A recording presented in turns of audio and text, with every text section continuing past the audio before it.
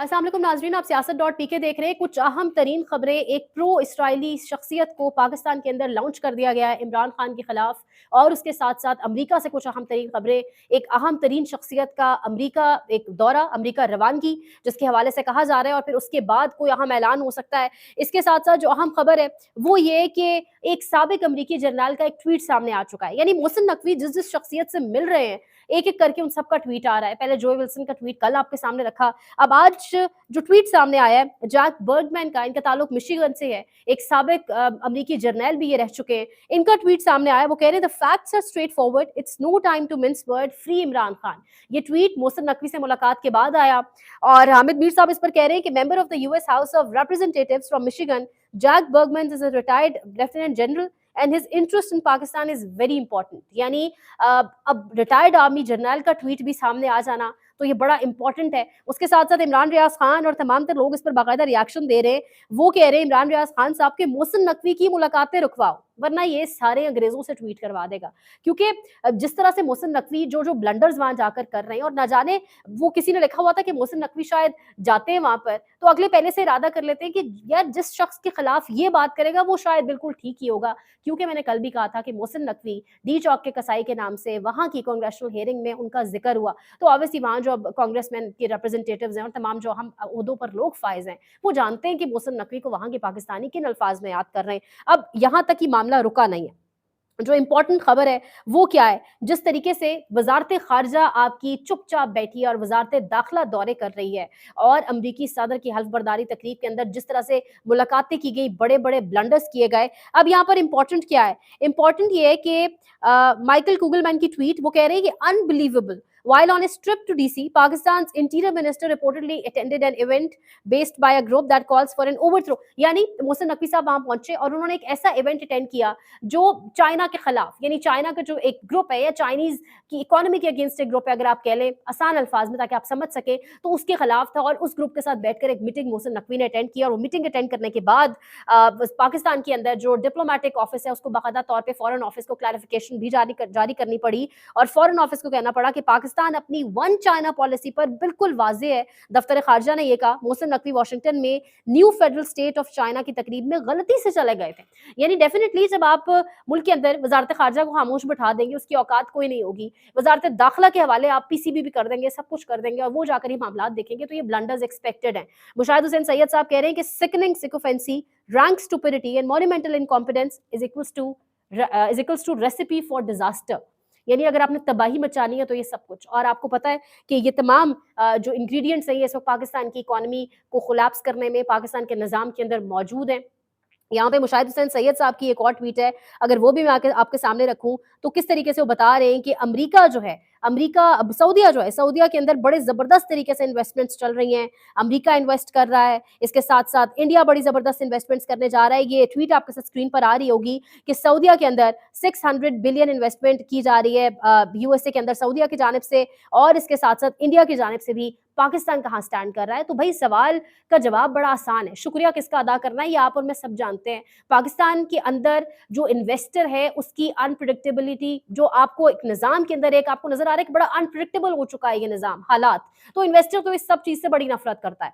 उसके साथ साथ जो इंडिया है, जो यूएस है, उन्होंने ऑब्वियसली बड़े जबरदस्त रिटर्न्स जो है वो सॉलिड किस्म के रिटर्न्स प्रॉमिस किए होंगे और कहा होगा कि हम बड़े सॉलिड आपको रिटर्न्स देंगे। और इसके साथ साथ अगर बात की जाए तो हमारे मुल्क में जो शेकी किस्म का निज़ाम है, जिस तरह ब्यूरोक्रेसी को इस्तेमाल किया जा रहा है, जिस तरह अदालतों की जो हालात बना दिए गए, वो मेरे और आपके हम सबके सामने है। स्टेबल इकॉनमी हमारे पास मौजूद नहीं है, और इस सब की वजह क्या है कि हम किसी सूरत भी पॉलिटिकल मामलात को स्टेबलाइज करने की तरफ नहीं बढ़ रहे। तो ये जो ट्वीट है जो आपके साथ स्क्रीन पर शेयर हो रही है मुशाहिद हुसैन सैयद साहब की, इसका शुक्रिया किसको अदा करना है ये आप भी जानते हैं, ये मैं भी जानती हूँ, नाम शायद लेना बड़ा मुश्किल हो जाएगा। इसके साथ साथ अमेरिका ने पाकिस्तान को आप कह रहे हैं औकात दिखा दी है, याद करवा दी है, तो गलत नहीं होगा। सरदार एजाज इसाक साहब के रिमार्क्स हैं, बड़े दिलचस्प और मीनिंगफुल और इन डेप्थ रिमार्क्स हैं। वो कह रहे हैं कि साबिक अमरीकी सदर जो बाइडन ने डॉक्टर आफिया सिद्दीकी की रहम की अपील मुस्तरद कर दी, इस्लामाबाद हाई कोर्ट को आगाह कर दिया, अमेरिका हमें हमारी औकात याद करवा रहा है। साबिक अमरीकी सदर ने अपने बेटे की सजा तो माफ कर दी, लेकिन हमारे कैदी को रिहा नहीं किया। तो पाकिस्तान की बेटी अमेरिका में जिस हालात में उसको रखा गया, और पाकिस्तान से अमेरिका उसको मैं तो कहूँगी सप्लाई करने वाला भी कौन था या छोड़ने वाला भी कौन था, एक बड़ा अलग टॉपिक हो जाएगा शुरू, लेकिन वो भी हम सब जानते हैं। तो पाकिस्तान को औकात फिर अमेरिका ने याद दिलवा दी।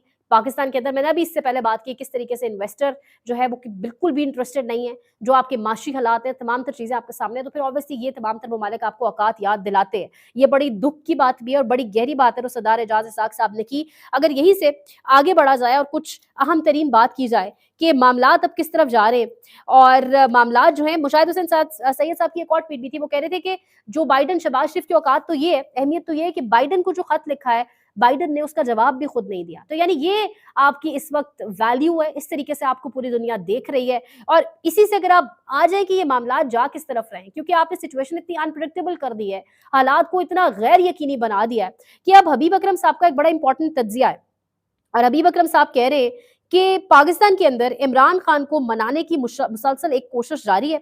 इमरान खान से बैकडोर कहा गया कि निजाम को चलने दें, निजाम के रास्ते में रोड़े ना अटकाएं और इलेक्शंस के हवाले से क्या कहा गया ये सुनिएगा। मुलाकात के हवाले से बात नहीं कर रहा, अब मैं बात की सूरत नहीं, अब मैं अगेन फोर्थ डायमेंशन की बात कर रहा हूँ। राइट, ठीक है, ठीक। फोर्थ डायमेंशन में जो बात हो रही है वो ये है कि इमरान खान साहब इस सिस्टम को चलने दें और इस सिस्टम के लिए जो ऑफर्स उन्हें की गई हैं कि ये सिस्टम कितना अरसा चले, कितनी देर चलने दें, एग्जैक्टली ये कितना अरसा चले। अच्छा, देखिए जो विश लिस्ट में ये सिस्टम की कंटिन्यूटी है वो अकबर 2.5 साल की है, जिसमें से 1 साल गुजर चुका है। ठीक, 1.5 साल और, 1.5 साल और, ठीक है, यानी 2025 पूरा और 2026 के वस्त में जाके इलेक्शन की अनाउंसमेंट। और इसके दौरान, अच्छा, इस दौरान इमरान खान साहब बाहर रहें, अच्छा। इमरान खान साहब जलसा करें और रैली वैली निकालें, लेकिन धरना न दें। अच्छा, इस सिस्टम को आगे बढ़ने में बस रुकावट ना डालें। अब यहीं से आगे बात करेंगे। जुबैर अली खान साहब ने एक बड़ी इंपॉर्टेंट बात की और एक बड़ा आपके लिए अहम तरीन इंकशाफ की। अगले हफ्ते पाकिस्तान तहरीक इंसाफ की अहम तरीन शख्सियत रवाना हो रही है, रवानगी मुतवक्की है अमेरिका और उसके बाद कोई अहम ऐलान हो सकता है, सोनली इमरान खान की रिहाई पर बात हो सकती है। ये सुनिएगा। ऑप्शंस इस वक्त जो पीटीआई के पास है ना वो बैन अवी सतह पर ज़्यादा है, इंटरनली भी है, लेकिन वो इतने ज़्यादा इम्पैक्ट नहीं डाल सकते क्योंकि आपने देखा कि 24 नवंबर को लॉन्ग मार्च भी हुआ। उसके बाद जो है वो जिस तरीके से कारकुनान को मुंतशिर किया गया, गोलियां चली, कारकुनान जो है वो शहीद हुए, तो उसके बाद जो है एजिटेशन की सियासत जो है उसकी तो अब गुंजाइश रही नहीं है ना।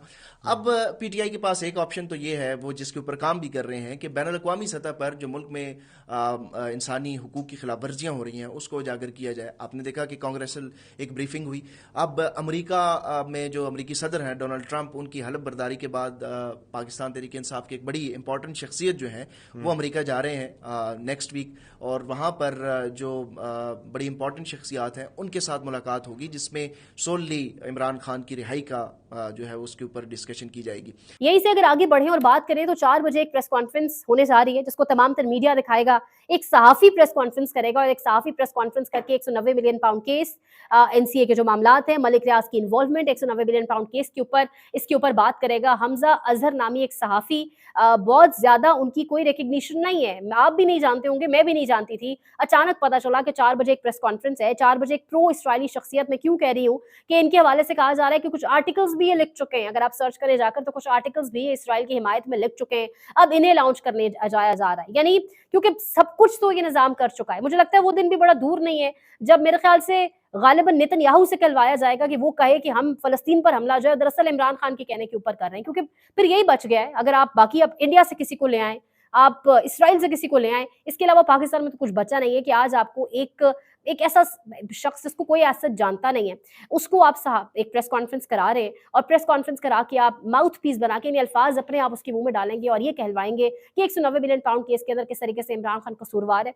किस तरीके से इमरान खान ने करप्शन की, करप्ट प्रैक्टिसेस की, यानी केस की सारी जो कच्चा चटा था वो खुल के सामने आ चुका है। मलिक रियाज भी बड़ी स्टेटमेंट्स दे चुके हैं पिछले दिनों और इसके साथ साथ एनसीए का मायदा आपने किसी डॉक्यूमेंट फॉर्म में आपने अदालती रिकॉर्ड का हिस्सा नहीं बनाया, तो अब उस तमाम तर चीज के ऊपर एक कवर अप देने के लिए ये काम होने जा रहा है। 4 बजे पूरा मीडिया दिखाएगा, पीटीवी लाइव दिखाएगा, कट किए बगैर दिखाएगा, सब देखेंगे चैनल्स, आवाम नहीं देखेगी बट इसको दिखाया जरूर जाएगा। आगे बढ़ा जाए, यहाँ पर अगर बात की जाए बिलावल भुट्टो जरदारी, पीका एक्ट की मंजूरी हो चुकी है, उसके खिलाफ कौमी असेंबली के अंदर एहतजाज भी हुआ, अब आप सब जानते होंगे। लेकिन इस वक्त बिलावल भुट्टो जरदारी का एक स्टेटमेंट हमारे सामने है और बिलावल भुट्टो जरदारी कह क्या रहे हैं। वो कह रहे हैं कि 26वीं आईनी तरमीम को किसी ने रूल बैक किया तो कोई नहीं मानेंगे नहीं, साथ ही जजेस को चीफ जस्टिस सुप्रीम कोर्ट का साथ देना चाहिए, क्योंकि चीफ जस्टिस याहिया अफरीदी साहब जो कुछ कर रहे हैं, जो एक डेप्टी सुपरिटेंडेंट जुडिशियल नजर अब्बास साहब के मामले के ऊपर जो कुछ हुआ, जिस तरीके से सुप्रीम कोर्ट के अंदर जो मामला तमाम चल रहे हैं वो आप सब जानते होंगे। और उसके बाद आज फैसला महफूज भी कल हो चुका है, अब तक सामने नहीं आया, फिर रातों रात जो मामला हुआ। अब इसके हवाले से एक ही ट्वीट है, दरिया को कूजे में बंद कर दिया है। हसनात मलिक साहब का ट्वीट है, सिद्दीक जान साहब लिख रहे हैं कि जस्टिस याहिया अफरीदी का इरादा है कि 26वीं आईनी तरमीम के केस में फुल कोर्ट बने भी तो वो ना बैठे, जहां भी मामला ताकतवर हल्कों का हो तो चीफ जस्टिस याहिया अफरीदी बैठने से इनकार कर देते हैं। तो याहिया अफरीदी का बिल्कुल ऐसा ही एक रोल नजर आ रहा है, किसी मैजिस्ट्रेट से ज्यादा उनका रोल नहीं है। कहने को वो चीफ जस्टिस ऑफ पाकिस्तान है, सीजेपी है, लेकिन रोल उनका नजर कोई नहीं आ रहा। और इसके साथ साथ कहा यह जा रहा है बिलावल भुट्टो की जानिब से, सो कॉल्ड जमहूरी जमात पाकिस्तान पीपल्स पार्टी की जानिब से, जिनके सर झुके हुए हैं, जिनकी आंखें और चेहरे सब कुछ बता रहे हैं, लेकिन डिटाई बहुत ज्यादा है, अल्फाज जो है आधा फिर भी कॉन्फिडेंस से किए जाते हैं। बिलावल साहब कह रहे हैं कि चीफ जस्टिस का साथ दिया जाए, क्योंकि चीफ जस्टिस के पीछे ताकतवर लोग खड़े। देखते रहिए Siyasat.pk।